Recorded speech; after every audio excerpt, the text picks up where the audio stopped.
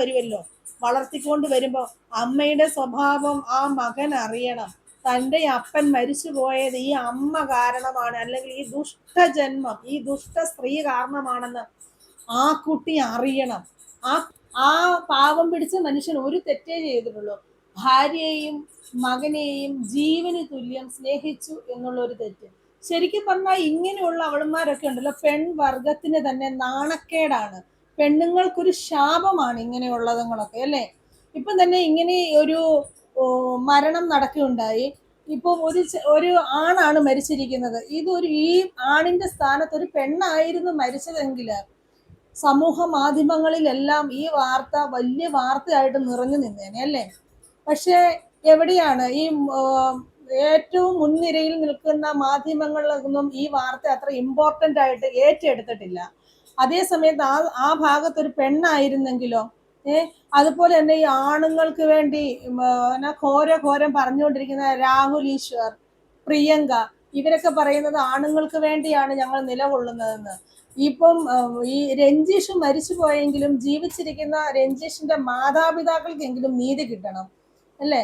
അവരുടെ നിരപരാധിത്വം തെളിയിക്കണം. ആ രഞ്ജീഷ് അനുഭവിക്കേണ്ടി വന്ന, സ്നേഹിച്ചതിന്റെ പേരിൽ അനുഭവിക്കേണ്ടി വന്ന വേദനകള്, സ്വന്തം ജീവൻ പോലും വെടിഞ്ഞ് ഈ ലോകത്തിൽ നിന്ന് പോകേണ്ടി വന്ന ഒരവസ്ഥ.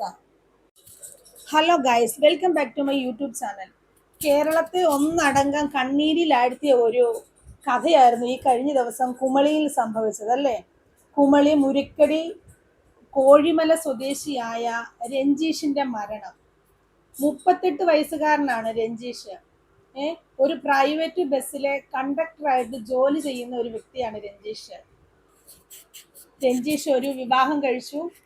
പ്രേമ വിവാഹമായിരുന്നു. ബസ്സിൽ കണ്ടക്ടറായിട്ട് ജോലി ചെയ്യുന്ന സമയത്ത് ഒരു പെൺകുട്ടിയെ കണ്ടുമുട്ടി, പ്രേമിച്ച് അവളെ വിവാഹം കഴിക്കുകയായിരുന്നു. അവളുടെ പേര് രഞ്ജീഷ് സ്നേഹത്തോടെ വിളിക്കുന്നത് ഉണ്ണിമായ എന്നായിരുന്നു ആ കുട്ടിയെ വിളിച്ചുകൊണ്ടിരുന്നത്. അങ്ങനെ രഞ്ജീഷും ഉണ്ണിമായയും തമ്മിൽ വിവാഹത്തിന് ശേഷം 2 വർഷമാണ് ഒന്നിച്ച് ജീവിച്ചിരിക്കുന്നത്. അതിനിടയിൽ അവർക്കൊരു മകൻ ഉണ്ടാകുന്നു. അപ്പം ഈ കല്യാണത്തിന് ശേഷം രഞ്ജീഷ് തൻ്റെ ഭാര്യയുടെ എല്ലാ ആഗ്രഹങ്ങളും സാധിച്ചു കൊടുക്കും. ഭാര്യയെ അത്രമേൽ ഇഷ്ടമായിരുന്നു, വിശ്വാസമായിരുന്നു രഞ്ജീഷിന്. ഭാര്യയ്ക്ക് കല്യാണത്തിന് ശേഷം ഈ PSC ടെസ്റ്റിന് പഠിക്കണം, ഓരോന്ന് പഠിക്കണമെന്ന് പറയുമ്പോഴത്തേക്കും ഇവൻ പഠിച്ചോളൂ എന്ന് പറയുമായിരുന്നു. പിന്നെ ഓൺലൈനിൽ എന്തോ കോഴ്സുകളൊക്കെ അറ്റൻഡ് ചെയ്യണമെന്ന് പറഞ്ഞു. അപ്പം അതിനും അവൻ അനുമതി കൊടുത്തു. അങ്ങനെ ഇരിക്കെ ഓൺലൈനിൽ വിദേശത്തെ ഒരു ജോലിക്ക് വേണ്ടി അവള് അപേക്ഷിക്കുകയും ആ ജോലി ഉണ്ണിമായക്ക് ലഭിക്കുകയുമാണ് ഉണ്ടായത്. അപ്പോൾ രഞ്ജീഷിനോട് പറഞ്ഞു, രഞ്ജീഷ് അപ്പോൾ ജോലിക്ക് പൊക്കോളാൻ പറഞ്ഞു. എന്തായാലും രഞ്ജീഷ് നമുക്കറിയാമല്ലോ, ഒരു ബസ് കണ്ടക്ടറാണ്. അപ്പം തൻ്റെ ഭാര്യ ജോലിക്ക് പോയി കുറച്ചും കൂടെ കൂടുതൽ പൈസ ഉണ്ടാക്കാൻ പറ്റിയാൽ തൻ്റെ മകനെ അത്രയും നല്ല രീതിയിൽ വളർത്താം, പഠിപ്പിക്കാം എന്നൊക്കെ ഈ പാവം കരുതി കാണുമായിരിക്കും. അങ്ങനെ തൻ്റെ ഭാര്യയുടെ ആഗ്രഹം അങ്ങനെ രഞ്ജീഷ് സാധിച്ചു കൊടുക്കുകയും അവൾ ഗൾഫിലേക്ക് ജോലിക്ക് പോവുകയും ചെയ്തു. ഗൾഫിലേക്ക് ജോലിക്ക് പോയതിന് ശേഷം അവിടുത്തെ ആ എന്നാ പറഞ്ഞ പൈസയൊക്കെ ഒത്തിരി കിട്ടി.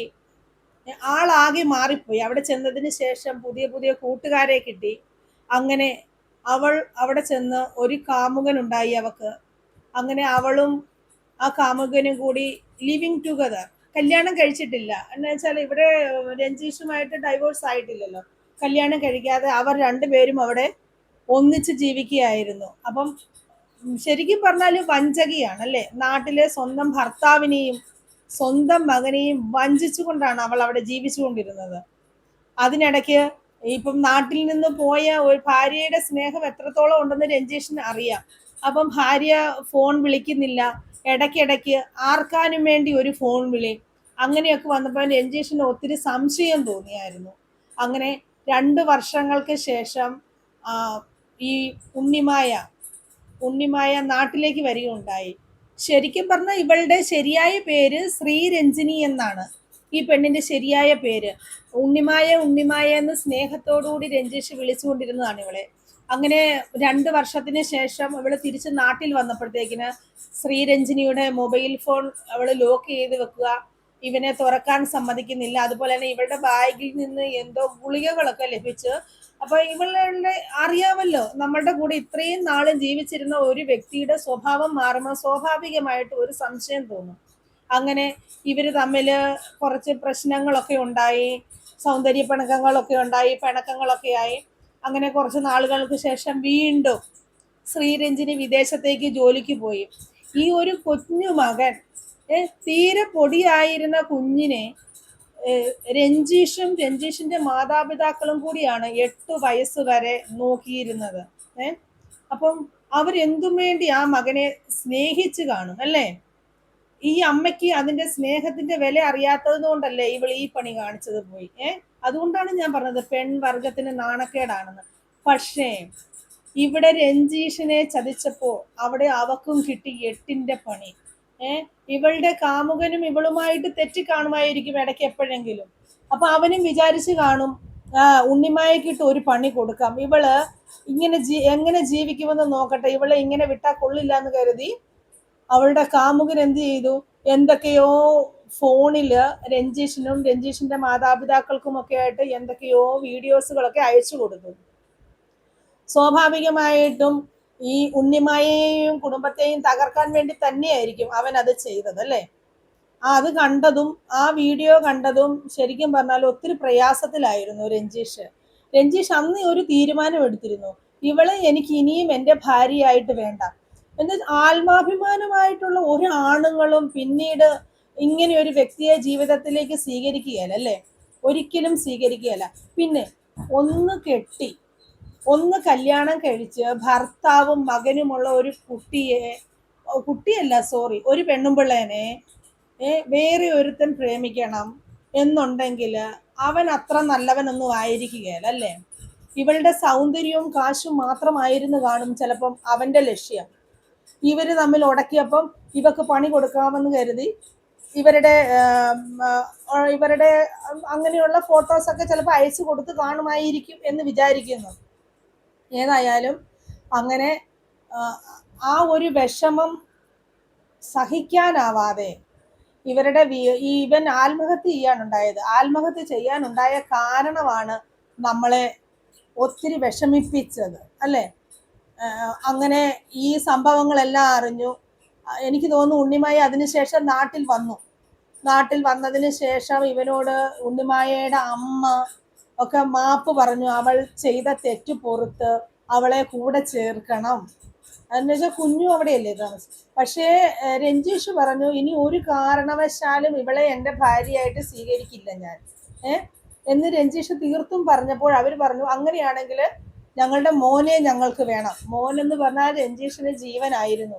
എന്ന് വെച്ചാൽ കുഞ്ഞിലേ തൊട്ടേ രഞ്ജീഷാണ് ഇവളെ വിദേശത്ത് പോയ 6 വർഷവും ആ കുഞ്ഞിനെ വളർത്തിയത്, പൊന്നുപോലെ വളർത്തിക്കൊണ്ട് വന്നത് രഞ്ജീഷാണ്. ഭാര്യ പോയി സഹിക്കാം, പക്ഷെ ജീവന തുല്യം സ്നേഹിച്ച തൻ്റെ മകൻ തന്നിൽ നിന്ന് അകന്നു പോയതാണ് രഞ്ജീഷിന് സഹിക്കാൻ പറ്റാതായി പോയത്. അങ്ങനെ കട്ടപ്പന കോടതിയില് കേസ് കൊടുക്കുന്നു. അങ്ങനെ അമ്മയ്ക്ക് അനുകൂലമായിട്ട് കേസ് വരികയും വിധി വരികയും കുഞ്ഞിനെ അമ്മയ്ക്ക് കൊടുക്കേണ്ടതായ സാഹചര്യം ഉണ്ടാവുകയാണ് അവിടെ ചെയ്തത്. ആകപ്പാടെ രഞ്ജീഷ് തകർന്നു പോയി എന്ന് വേണം പറയാനായിട്ട്. അപ്പോൾ നമുക്കറിയാമല്ലോ, ഭാര്യ വേറെ ഒരുത്തൻ്റെ കൂടെ പോയി, പിന്നെ സ്വന്തം കുഞ്ഞും പോയി, നാട്ടുകാർക്ക് മുൻപില് കൂട്ടുകാർക്ക് മുൻപില് അപഹാസ്യനായിട്ട് താൻ ഒന്നുമല്ല, തന്നെ കൊണ്ട് കഴിവില്ലാഞ്ഞിട്ടാണ് ഇങ്ങനെയൊക്കെ സംഭവിച്ചത് എന്ന് ഉള്ളിൽ ഒരു തോന്നലുണ്ടായി. ആ ഒരു തോന്നലിന്റെ പുറത്തായിരിക്കും ഒരു പക്ഷേ രഞ്ജീഷ് അത് ചെയ്തത്. പക്ഷേ രഞ്ജീഷ് ഇനിയിപ്പോ ഇത് പറഞ്ഞിട്ട് ഒരു കാര്യമില്ല, പക്ഷെ മരണം ഒന്നിനും ഒരു പരിഹാരമല്ല. ഇങ്ങനെയുള്ളവരുടെ മുമ്പിൽ നമ്മൾ ജീവിച്ച് കാണിക്കണം, അന്തസ്സോടുകൂടി ജീവിച്ച് കാണിക്കണം. വേറെ ഒരു നല്ല പെണ്ണിനെയൊക്കെ കെട്ടി മക്കളുമൊക്കെ ആയിട്ട് ഇവളുമാരെ ജീവിച്ച് കാണിക്കണം. അത് കണ്ട് ജീവിതകാലം മുഴുവൻ ഉരുകി അവര് തീർന്നേനെ. മറിച്ച് നമ്മുടെ ജീവിതം നമ്മൾ ഇല്ലാതാക്കിയതിലും നമ്മൾ തോക്കുകയാണ് അവിടെ ചെയ്തത്. നമ്മൾ ജീവിക്കണമെങ്കിൽ പൊരുതി ജീവിച്ച് കാണിക്കണം. ആ സ്ത്രീ എത്ര ക്രൂരയാണ് എന്നൊന്ന് ഓർത്തു നോക്കണമേ. ഇത്രയും നാള് നോക്കി വളർത്തിയ മകനെ രഞ്ജീഷിന്റെ അന്ത്യകർമ്മങ്ങൾ ചെയ്യുവാൻ വേണ്ടി അങ്ങോട്ടേക്ക് അയക്കണമെന്ന് ആവശ്യപ്പെട്ടപ്പോൾ അവർ പറഞ്ഞു മകനെ വിട്ടു തരില്ല അന്ത്യകർമ്മങ്ങൾ ചെയ്യാനെന്ന്. ആ വീട്ടുകാർ എന്തോരം സങ്കടപ്പെട്ട് കാണുമല്ലേ, എന്തോരം സങ്കടപ്പെട്ട് കാണും.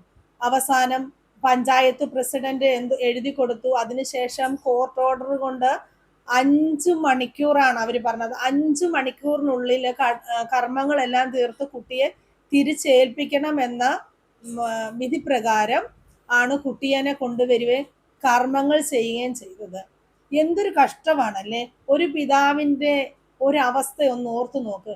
ഇപ്പോൾ പണ്ട് നിങ്ങൾ ഓർക്കുന്നുണ്ടായിരിക്കും, ഷിംജിത എന്ന് പറയുന്ന ഒരു പെണ്ണ് കാണിച്ച, എന്താ പറയണത്, പറഞ്ഞു കഴിഞ്ഞാൽ കൂടിപ്പോകും. ആവശ്യമില്ലാത്തതൊന്നും പറയരുത്, സോഷ്യൽ മീഡിയ ആയതുകൊണ്ട് മാത്രമാണ് ലിമിറ്റ് വെച്ച് നമ്മൾ പറയുന്നത്.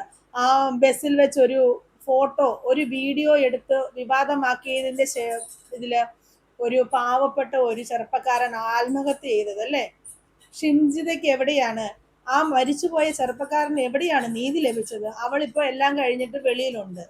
അപ്പം ആ ആ ചെറുപ്പക്കാരന് വേണ്ടി കോടതിയിൽ വാദിച്ച വക്കീലാണ് ഇപ്പോൾ ഇവിടെ രഞ്ജീഷിന് വേണ്ടി വാദിക്കുവാനായിട്ട് വന്നിരിക്കുന്നത്. ഞാൻ പറയുന്നത് ജനസമൂഹം ഒന്നിച്ചു ചേരണം.